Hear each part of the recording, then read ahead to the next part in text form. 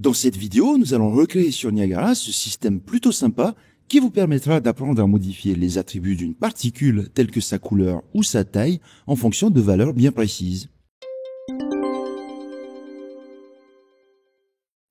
Salut les game devs, ici Evans pour vous aider à progresser sur Unreal Engine en vous proposant des tutos clairs et faciles à comprendre. Si ce genre de contenu vous intéresse, rejoignez notre communauté de passionnés en vous abonnant et en activant la cloche pour ne rater aucune de mes prochaines vidéos. Et pour ceux d'entre vous qui découvrent cette série, nous reproduisons ensemble les systèmes de particules du projet Content Example d'Epic Games. Donc si vous ne connaissez pas Niagara, je vous invite à suivre le lien situé en description pour des vidéos expliquant le fonctionnement de cet éditeur de particules dernier cri. Allez, c'est parti!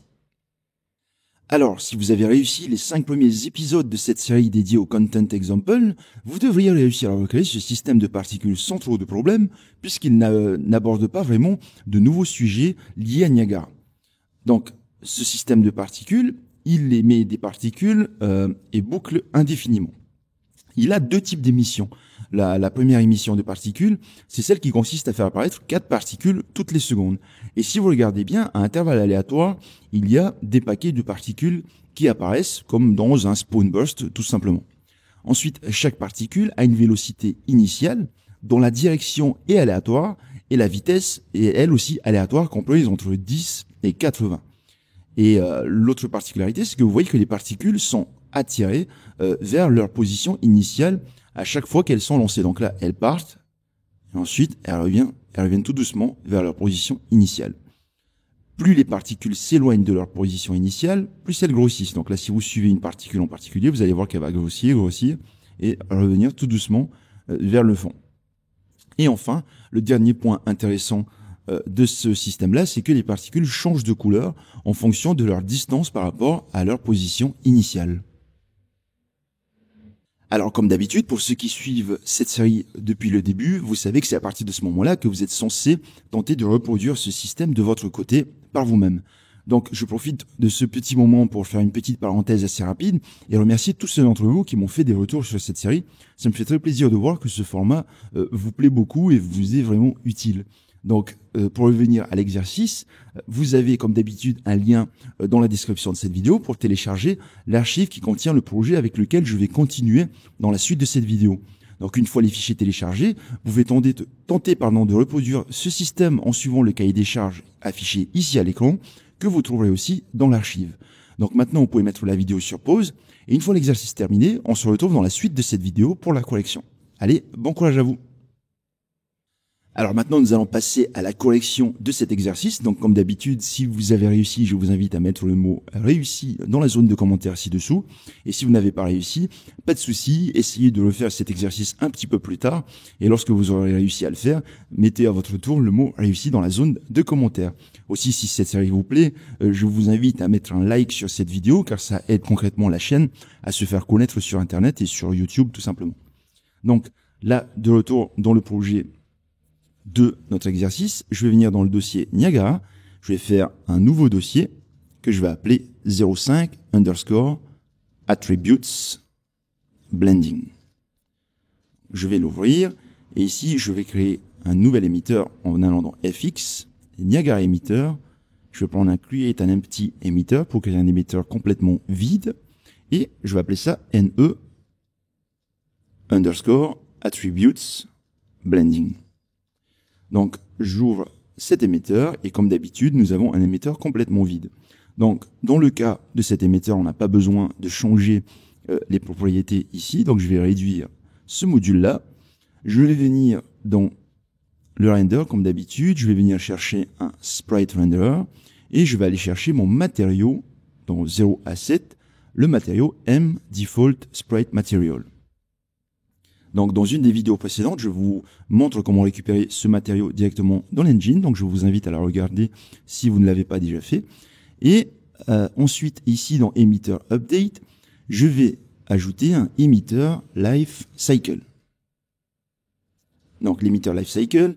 Donc, si vous vous rappelez bien, dans le cahier des charges, je vous dis justement que l'émetteur boucle de manière indéfinie. Enfin, je dis infinie, il boucle tout le temps. Et donc, on laisse le max loop count ici à 0. Ensuite, je vous ai dit que dans le cahier des charges, que ce système fait apparaître 4 particules par seconde. Donc ici, dans Emitter Update, je vais aller chercher mon spawn rate. Donc le spawn rate, il permet justement de faire apparaître un certain nombre de particules chaque seconde. Et donc nous, dans notre cas, on va faire apparaître 4 particules. Donc ici, on peut voir que nous avons le nombre de particules qui augmente constamment au fil du temps. Mais je vous ai aussi dit dans le cahier des charges que à intervalles aléatoires, on va lâcher entre 3 et 15 particules par paquet. Donc le fait de lâcher des particules par paquet, c'est notre module spawn burst instantaneous. Et on va modifier le spawn count. Donc on veut avoir entre 3 et 15 particules. Je vais venir ici sur la petite flèche. Je vais choisir le uniform ranged int. Et je vais mettre en minimum 3 et en maximum 15. Donc grâce au uniform ranged int, à chaque fois qu'on va faire appel à ce module-là, on va tirer une valeur aléatoire comprise entre 3 et 15 et on fait apparaître le nombre correspondant de particules.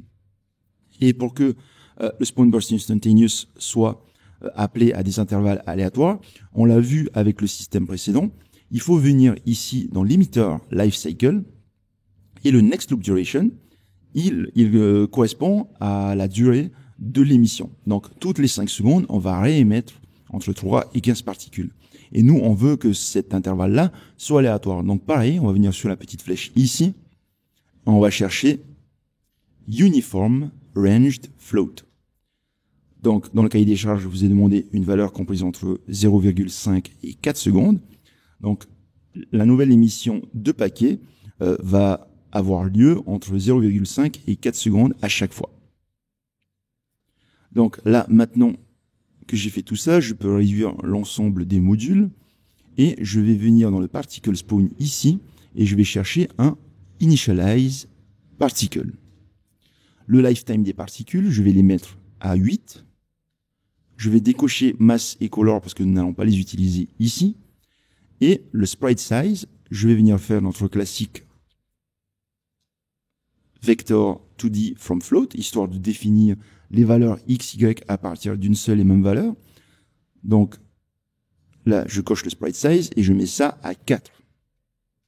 Et donc, vu qu'on a un lifetime et qu'on aimerait que les particules disparaissent au bout de 8 secondes, il ne faut pas oublier de mettre ici dans le particle update le module update age. Donc, grâce à ça, on va mettre à jour l'âge d'une particule à chaque frame. Et lorsque la particule va atteindre une durée de vie de 8 secondes, un âge de 8 secondes, on va la faire disparaître. Donc là, nous venons de traiter les 2 premiers points, donc un émetteur de sprite qui boucle indéfiniment, et le fait de faire apparaître 4 particules par seconde, et un intervalle de temps compris entre 0,5 secondes et 4 secondes, on spawn entre 3 et 15 particules. Donc maintenant, nous allons nous attaquer au point numéro 3 qui permet d'appliquer une vélocité initiale d'intensité comprise entre 10 et 80 et de direction aléatoire. Donc, de retour dans notre projet, ici, je vais venir dans le particle spawn et je vais chercher un add velocity. Donc, on va ajouter une vélocité initiale. Ici, il nous donne une erreur. Il dit qu'il nous manque le module solve forces and velocity. Donc, on va venir l'ajouter ici dans le particle update où vous pouvez cliquer sur fix issue. Donc là, je tape solve forces and velocity. Et pourquoi est-ce qu'il a besoin de ce module-là? Donc, pour rappel, le solve forces and velocity permet de calculer à chaque frame la nouvelle position d'une particule en fonction de sa vélocité et des forces qui lui sont appliquées. Donc, c'est tout à fait normal qu'il nous faut ajouter ce module-là. Donc ici, dans le velocity, on aimerait que la direction soit aléatoire et que la vitesse soit comprise entre 10 et 80. Donc là, je vais venir cliquer sur la petite flèche et je vais chercher random vector. Donc le random vector va nous tirer un vecteur de direction aléatoire et de longueur donnée. Donc la longueur, c'est justement l'intensité de la vitesse. Donc là, vous voyez que les particules commencent à s'éloigner petit à petit. Et nous, la vitesse que nous allons donner, on veut qu'elle soit comprise entre 10 et 80. Donc on va venir cliquer sur la petite flèche ici et on va faire un uniform ranged float. Donc le minimum, on va le mettre à 10 et le maximum, on va le mettre à 80. Donc là, comme vous pouvez le voir, on a donc déjà notre système qui commence à prendre forme. Donc je vais venir cacher ici dans Preview Scene Settings, je vais venir cacher l'environnement histoire de mieux voir ce qu'on fait. Voilà. Donc là, vous pouvez voir que les particules apparaissent avec une vélocité initiale qui a une direction aléatoire et une vitesse aléatoire. Alors, dans la suite du cahier des charges, le point numéro 4, il dit qu'une force d'attraction attire les particules vers leur position initiale. Donc, on a une Point Attraction Force. Donc, de retour dans le projet, ici, je vais venir ajouter dans le Particle Update un Point Attraction Force. Donc là, il nous donne une erreur, c'est normal. Il dit qu'il faut placer ce module avant le Solve Forces and Velocity. Donc comme d'habitude, c'est normal, on applique justement une force et c'est seulement après que nous allons définir la nouvelle position de la particule en fonction de cette force. Donc le Point Attraction Force, on l'a déjà vu plus tôt, il me semble, il s'agit d'un module qui va attirer les particules vers un point avec une intensité, le strength, un radius, donc au-delà de 100, les particules ne seront plus influencées par cette force, et le fall-off exponent qui permet de dire à quelle vitesse est-ce que cette force diminue en fonction de la distance. Donc ici, voilà, je vais venir chercher le attraction strength, je vais mettre ça à 1,85 et le attraction radius, je vais mettre ça à 256. Et le attractor position, je vais venir changer sa valeur plutôt que de donner la position de l'émetteur. Donc ça va faire exactement la même chose, mais je l'ai mis exactement exprès dans le cahier des charges pour vous faire travailler un peu sur cette partie-là. On veut récupérer la position initiale d'une particule. Et pour rappel, pour récupérer la valeur initiale d'une variable, il faut mettre le mot initial juste avant. Donc vous allez taper ici initial et vous allez voir qu'on a le particles.initial.position. Donc je sélectionne ça. Et donc là, si vous regardez bien, on a les particules qui sortent, mais la force est tellement forte qu'elle les ramène et qu'elle annule la vélocité et qu'elle les ramène jusqu'au centre. Donc le particles.initial.position, c'est justement la position initiale des particules. Je vous disais que ça servait à rien parce que justement dans ce cas-là, la position de la simulation, donc la position de l'émetteur, est la même que la position initiale des particules. Mais bon, juste histoire de pratiquer, je vous ai demandé d'ajouter cette variable-là ici. Donc là maintenant, nous allons traiter les deux derniers points qui consistent à changer la taille et la couleur d'une particule en fonction de leur distance par rapport à leur position initiale. Donc ici, nous avons besoin d'un moyen de dire, voilà, à une distance de 0, une particule a un attribut bien précis. Elle a une couleur rouge, admettons. Et on veut que lorsqu'elle a atteint une certaine distance, qu'elle ait une couleur bleue et que entre les deux, on fasse un blend, donc un dégradé qui passe d'une couleur à l'autre en fonction de la distance. Donc, le moyen que nous allons utiliser pour faire ça, c'est que nous allons prendre justement un LERP. Donc, on a utilisé le LERP dans les vidéos précédentes. Mais le LERP, il faut savoir qu'il va vouloir aller de 0 à 1. Donc, nous allons voir un peu comment normaliser la distance. Donc, ici, dans le Particle Update, je vais venir placer un color qui va permettre de définir la couleur d'une particule. Donc, là, sur la petite flèche, je vais sélectionner un LERP Linear Color. Et donc, le LERP, pour rappel, il va de 0 à 1. Lorsqu'il est à 0, il donne la couleur Start. Lorsqu'il est à 1, il donne la couleur End, donc le noir. Donc, c'est pour ça que là, on ne voit plus les particules. Et entre les deux, il va donner un blend, donc un dégradé, une valeur comprise entre les deux à la moitié. Donc là, je remets ça à 0. Je vais mettre la couleur initiale à rouge. Voilà. Et la couleur finale à bleu. Donc là, on aimerait bien qu'au début, lorsqu'elles apparaissent, elles sont rouges, et qu'en fonction de la distance, elles deviennent de plus en plus bleues. Donc il faut que la distance, qu'on ait un moyen de dire que voilà, à telle distance, ici par exemple, on est égal à 1. Donc je vais vous montrer ça tout de suite après. Mais avant de continuer, je vais venir aussi ajouter un autre module. Donc ça, je vais mettre au-dessus du Solve Forces and Velocity. Et je vais ajouter un autre module que nous avons utilisé dans quasiment toutes les précédentes vidéos de cette série, Sprite Size Scale. Donc le Sprite Size Scale, il permet de définir la taille d'une particule. Donc dans le Scale Factor ici, je vais venir chercher notre traditionnel Vector 2D from Float. Et ensuite, dans le value ici, je vais venir chercher un lerp. Donc tout comme la couleur, le lerp ici à 0 va donner la valeur A et à 1, il va donner la valeur B. Donc la distance, on va dire que l'échelle de base, elle va être à 0,1. Les particules vont commencer toutes petites. Et lorsqu'elles vont atteindre la distance que nous allons définir qui est égale à 1, elles vont atteindre la taille de 3. Donc pour le moment, on va mettre le scale, l'alpha à 1, histoire de les voir toujours. Et donc là maintenant, nous avons besoin d'avoir une valeur qui va de 0 à 1 en fonction de leur distance. Et pour ce faire, nous allons devoir créer une nouvelle variable. Donc je vais créer une variable ici, dans le particles, ou même plutôt, est-ce que je vais le faire dans autre chose? Non, je vais le laisser là. Je vais le laisser là. Je vais créer une nouvelle variable de type float, et je vais appeler ça particles.normalized dist from center. Donc c'est une distance normalisée. Donc la distance normalisée, comment est-ce qu'elle va fonctionner? On va venir l'initialiser dans le particle update. Je vais le mettre juste avant le color, comme ça au moins on sait ce qu'il va faire. Nous allons venir le brancher aussi dans le lerp factor de la couleur et dans le lerp factor du sprite size scale, donc dans l'alpha, ici.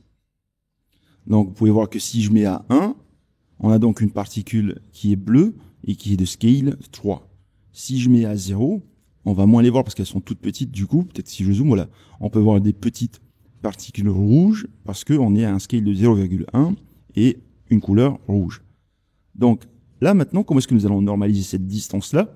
On va venir ici sur la petite flèche et je vais sélectionner un normalize